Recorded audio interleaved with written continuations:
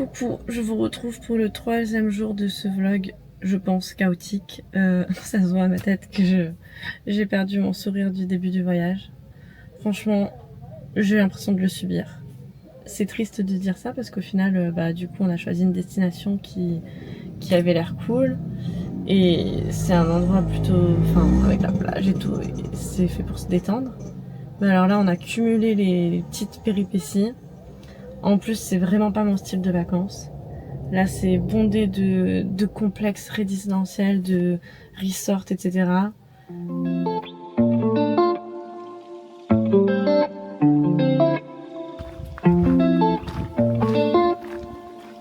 Il est énorme.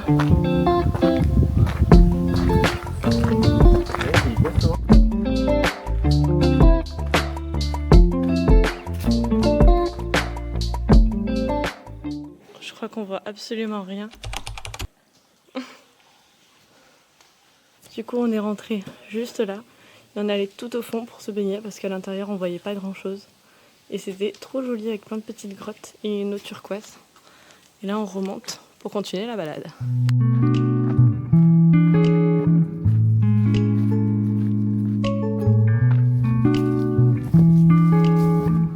Il est attaché.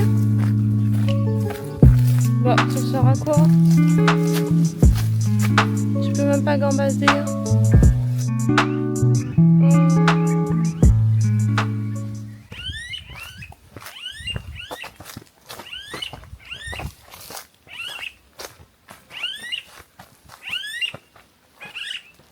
Direction une potentielle cénote. Là, du coup, on a vu un guide qui était en train de nous dire qu'il en revenait. Donc, on va aller voir de nous-mêmes si on la trouve. Mais par contre, c'est beau. Là, c'est joli, ouais. Ah ouais.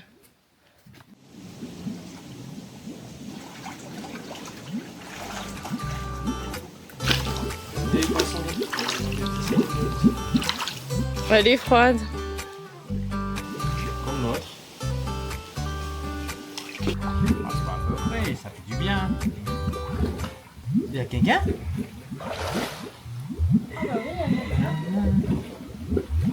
Vas-y mon bébé, tu peux y aller. J'ai eu peur quand tu m'as dit ça. Ah, ils sont deux, hein. Ah, mais c'est le truc qui rejoint l'autre, je pense. D'accord. Ça doit être cool.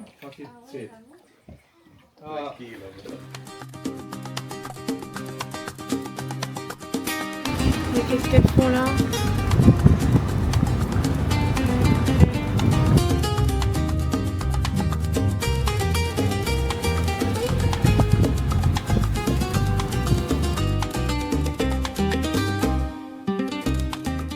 On arrive à la plage de Bayalibé. Ici, il n'y a pas de consommation minimum et on a payé. C'était 300$ pour les deux, non? 300 pesos.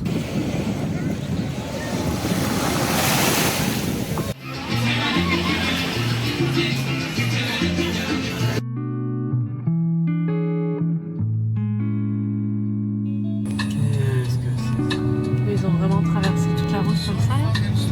C'est des enfants qui sortent de Des l'école. écoles, oui. Le bus les a lâchés en plein milieu de l'autoroute. C'est une dinguerie. On peut faire un arrêt de bus. Je sais pas, il n'y a pas la place, il y a trop de complexes à tenir.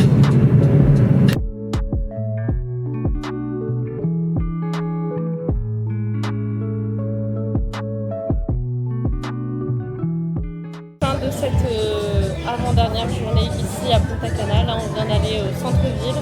C'est la première fois qu'on y va depuis qu'on est arrivé. Et on vient de commander à manger, donc on s'est installé sur une table. Et c'est bien, il y a de l'ambiance, c'est de la musique. Empanada, c'est les croquettes là-bas.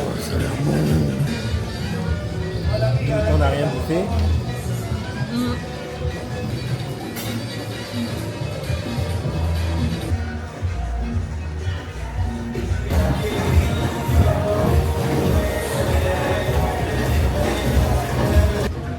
En fait, il est tout petit, hein, le centre-ville. Et ça, c'est la piscine de la résidence. Donc là, il y a des petites tables et tout pour manger. Et la piscine, quand même, elle est super grande. C'est très cute. Je vous emmène avec moi pour le dernier jour à Punta Cana. Et après 17h, on s'en va à direction l'aéroport. Je sais pas trop où on va là. Moi non plus. Bah, normalement, là, il y a Macao.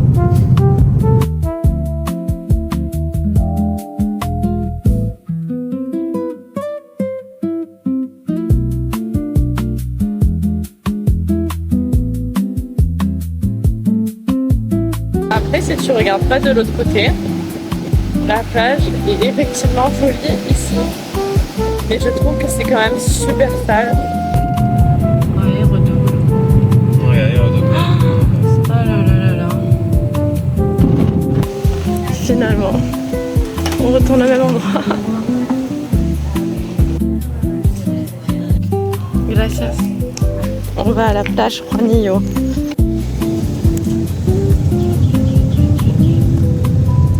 C'est d'aller à la plage ce matin, Playa Macao, on n'a pas du tout aimé.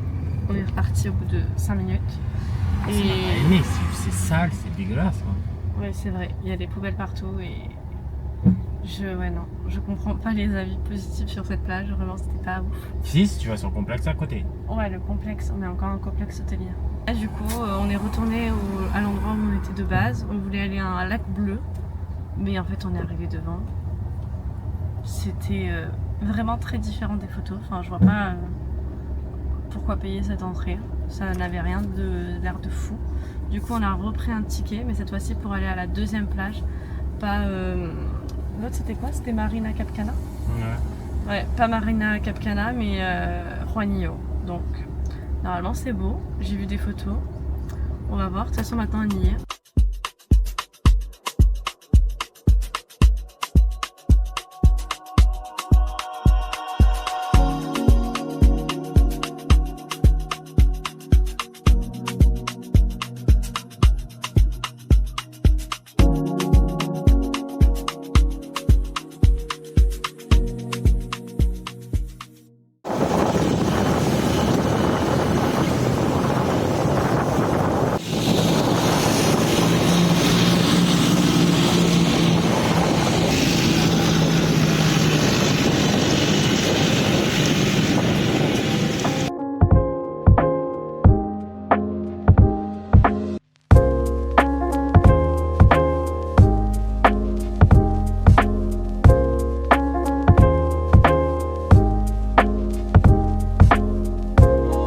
Retour à Montréal avec un petit choc thermique. Bonsoir.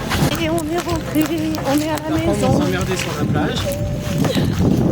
Putain, j'ai jamais été aussi contente d'avoir froid. Hello, je suis de retour pour faire un petit débrief parce que le vlog était assez court et je ne pouvais pas vous laisser sur cette note. Donc je voulais quand même faire un petit débrief sur Punta Cana et ce que j'en ai pensé. À savoir que de base, nous on n'est pas parti pour les vacances, on est vraiment parti pour déclencher mon PVT. Donc mon copain lui il est parti, il a eu un PVT quand on est parti au Canada. Moi j'ai eu une AVE, donc un visa touriste. Il fallait que je me rattache à son PVT parce que lui il a un travail qualifié. Donc en l'occurrence on a fait un PTOC, je crois que ça s'appelle comme ça. Donc je me suis rattachée en tant que conjointe de fait sur son PVT parce qu'il a un travail qualifié. Donc faites bien attention à ça si c'est ce que vous voulez faire. Ça ne marche pas pour tout le monde actuellement. Je vous mettrai tous les documents que j'ai dû ramener pour faire la demande au service immigration à l'aéroport. Je vous le mettrai dans la barre d'infos et n'hésitez pas à aller checker ça. Donc nous on est parti pour ça et au final on l'a eu, donc très contente. Vous avez pu le voir dans la vidéo, j'ai eu mon PVT.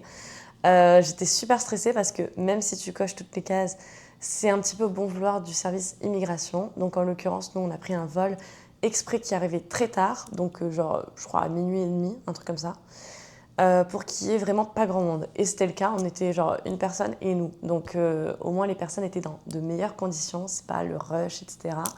On a pu faire nos papiers tranquilles, ils m'ont laissé du coup mon PVT et j'étais trop contente. Donc objectif atteint, ça c'est bon, c'est trop bien. Maintenant on en revient à Punta Cana. Donc vraiment, quand j'ai regardé et que j'ai fait mon programme, j'ai pensé ouais, qu'est-ce qui est le plus proche pour aller faire mon PVT et qui soit un petit peu paradisiaque. On est en plein hiver, pourquoi pas la plage, même si nous on est moins plage, ça va être trop bien. Et sur les photos, Punta Cana, c'était vraiment très joli et pas très loin. C'était 4 heures de vol.